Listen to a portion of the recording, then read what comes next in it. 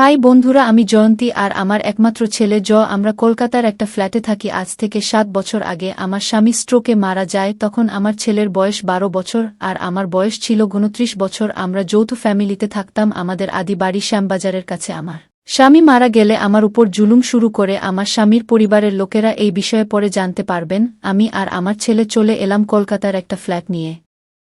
আমি আগে চাকরি করতাম আর স্বামীর ইন্স্যুরেন্সের টাকা ছিল।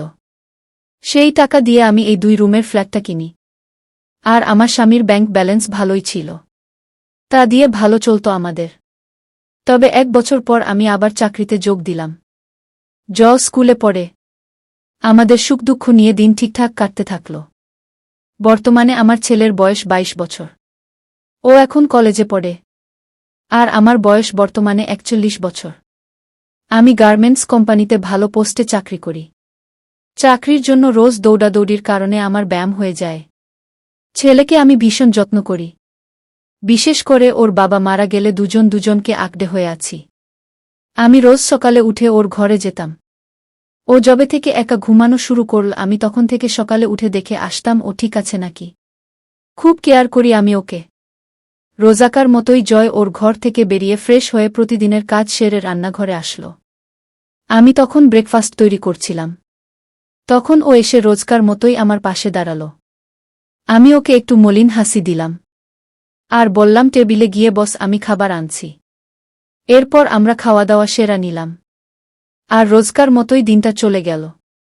পরের দিন সকালে আমি যখন ওর ঘরে যাই তখন দেখি ও আমার নাম নিয়ে কি যা তা বলছে। আমার আর বুঝতে বাকি রইল না। ওর এই কাণ্ড দেখে আমার চোখে জল চলে এল আর ওর ঘর থেকে দৌড়ে বেরিয়ে আসলাম আর বসে পড়ে কাঁদতে থাকলাম। একটু পরে ও আমার ঘরে এসে আমার কাঁধে হাত রাখল। আমি তখন চমকে উঠলাম আর উঠে দাঁড়িয়ে ওকে এক থাপ্পড় দিলাম আর বললাম, এত বাজে তুই আমাকে দেখে ওটা করতে পারলি? ও বলল, সরি, আমার অন্যায় হয়ে গেছে, আমি আর করব না। আমি বললাম, তোকে এত আগলে রাখলাম, এত খেটে তোকে বড় করলাম, আর সেই তুই? আমি ভাবতে পারছি না। ও বল, যা হয়ে গেছে তা নিয়ে ভেবো না। আমি বললাম, তুই খাবার খেয়ে কলেজে যা, সন্ধ্যাবেলা অফিস থেকে ফিরে কথা বলব। তখনও খুব ভয়ে ভয়ে খাবার খেয়ে রেডি হয়ে কলেজে চলে গেল।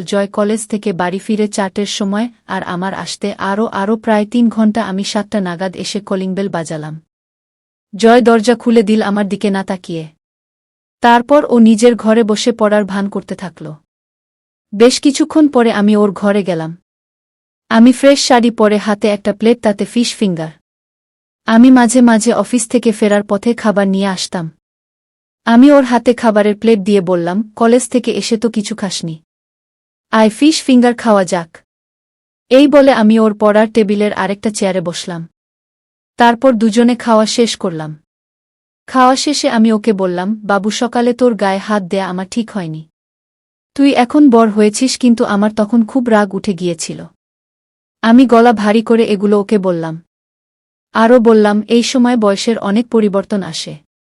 তাতে তুই যা করেছিস তা হওয়া স্বাভাবিক, কিন্তু নিজেকে সংযম করতে হবে। এই বলে আমি একটু কেঁদে উঠলাম। তারপর একটু সামলে নিয়ে বললাম, তোর কোনো গার্লফ্রেন্ড নেই? কাউকে পছন্দ করিস? ও একটু লজ্জা পেয়ে বলল, না। আমি ওকে অল্প হাসির ভান করে জিজ্ঞেস করলাম, কেন? তোর কলেজে কোনো সুন্দরী মেয়ে নেই? যদিও কলেজটা পড়ার জায়গা, কিন্তু তোর যা অবস্থা, তোর জীবনে প্রেম আসাটাই ভালো। ও একটু সহজ হয়ে বলল, আমার যে কাউকে মনে ধরে না। আমি বললাম, ফেসবুকে মেয়েদের সাথে কথা বলিস না? ও বলি, কিন্তু এমনি সাধারণ। আমি বললাম, কেন, তোর কি সমবয়সী মেয়েদের পছন্দ নাকি শুধু আমার মতো বয়স্ক মহিলাদের পছন্দ? আমার কথা শুনে ও চুপ হয়ে রইল। তা দেখে আমি বললাম, এখন চুপ করে আছিস কেন? ও একটু ভয়ে ভয়ে বল, হ্যাঁ। আমি বললাম, দেখ বাবু, এইসব কথা সাধারণত বাবারা তাদের ছেলেদের সাথে আলোচনা করে সঠিক পথ দেখায়, কিন্তু তোর দুর্ভাগ্য সেইটা তো হলো না। এই বলে আমি একটু চুপ থাকলাম। তারপর একটু ঢোক গিলে জিজ্ঞেস করলাম, তা কাকে ভেবে ওইসব করিস? সত্যি করে বলবি? ও এখনও পুরো চুপ, ওর মুখ লাল হয়ে যাচ্ছে। চুপ করে রইল। আমি তখন বললাম, আমি সব বুঝি, তোর বয়সী অনেক ছেলেই বয়স্ক মহিলাদের পছন্দ করে। এখন এত লজ্জা সকালে মনে ছিল না বলে আমিও লজ্জা পেলাম। যাই হোক, এবার প্রশ্নের উত্তর দে। ও একটু চুপ থেকে তারপর বলল, মেজো জেঠি বড় জেঠিকে নিয়ে ভাবতাম। আমরা ওই বাড়ি থেকে চলে এলেও সম্পর্কের খাতিরে যোগাযোগ ছিল। ওর এই কথা শুনে আমি সঙ্গে সঙ্গে রেগে উঠলাম, কারণ আমি ওর জেঠিদের খুব অপছন্দ করতাম। আর ওকে বললাম, শেষে ওই বাজে মহিলা দুটোকে ভালো লাগলো তোর? আমি ওর জেঠিদের কেন অপছন্দ করতাম তার কারণটা জানত না। আমি বেশ রেগে গেছি। তাই ও ভয়ে ভয়ে বলল, তুমি তো সত্যিটা জানতে চাইছিলা। তবে আমি ওর কথা শেষ না করতে দিয়েই বললাম, হ্যাঁ, ওদের তো ভালো লাগবে, ওদের বাড়ি গেলে যে মিষ্টি মিষ্টি কথা বলে যেন তোকে ভালোবাসে, আর তুই ওদের নিয়ে ভাবিস এত ভালো যখন ওদের কাছে থাক। ও বলল, এত রেগে যাচ্ছ কেন তুমি, ওদের এত হিংসা করো কেন? আমি বললাম, ওরে ছেলে আমি হিংসুকে, আর ওরা খুব ভালো, জানিস ওরা কি বলেছিল আমাদের নিয়ে? আমি খুব রাগে কথাগুলো ওকে বললাম, তা দেখে ও খুব ভয় পেয়ে চুপ করে আছে। আমি বললাম, আমরা ওই বাড়ি থেকে চলে আসার সময় তোর বর জেঠি তোর মেজোজেকে বলে, ওই তো জয়ন্তী যাচ্ছে, আলাদা থাকবে স্বামী হারিয়ে ছেলেকে নিয়ে, এখানে থাকলে তো আর ওইসব চলবে না। আমি রেগে এইসব কথা খুব সহজে বলে গেলাম। তখনও বলল, তুমি কি বলছো এইসব? এরকম কেউ বলতে পারে কি?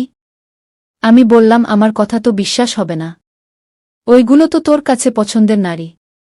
তারপর আমি চেয়ার থেকে উঠে দাঁড়ালাম, জয় উঠে দাঁড়ালো। তখন আমি আবার বললাম, ওদের তা ভালো লাগে, আমাকে ভালো লাগে না তো? ও বলল, তুমি সবার থেকে সেরা, ওরা কেউ না, তুমি শান্ত করো নিজেকে। আমি বললাম, আমাকে ভোলাস না, আমি তোর পছন্দের নারী তো হব না? ওরা যে জাদু করে রেখেছে। ও এবার আমার কাছে এসে আমাকে ধরে বলল, আমার ওদের ভাবতে ভালো লাগতো সত্যি, কিন্তু তুমি যে আমার মা। আমি তখন ওর হাত নিজের দিকে আরও নিয়ে বললাম, সকালে আমার দিকে তাকিয়ে তুই ওদের ভাবছিলি তো, আর এখন ভালো লাগে না বলছিস? আমি তোকে কষ্ট করে বড় করলাম, নিজের রাতের পর রাত একা পার করলাম, আর সেই তুই ওদের নিয়ে ভাবিস? এই বলে আমি কেঁদে দিলাম। তখন ও বলল, আমি একমাত্র তোমাকে ভালোবাসি, ওদের কথা ভাবি না, শুধু তোমাকে ভাবি, তুমি আমার সব। আমি বললাম, মিথ্যে বলিস না, আমি তোর কাছে কিচ্ছু না, ওরাই সব। এই বলে আমি ওকে কাছে টেনে নিলাম।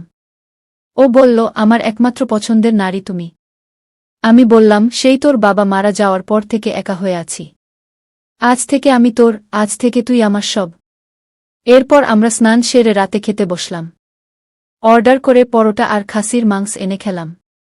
দুজনের জীবনে এখন আর কোনো কষ্ট নেই। তো বন্ধুরা, আজকের ভিডিওটা এখানেই সমাপ্ত। ভিডিওটি ভালো লাগলে লাইক, শেয়ার এবং চ্যানেলটি সাবস্ক্রাইব করতে পারেন। ভালো থাকুন, সুস্থ থাকুন, ধন্যবাদ।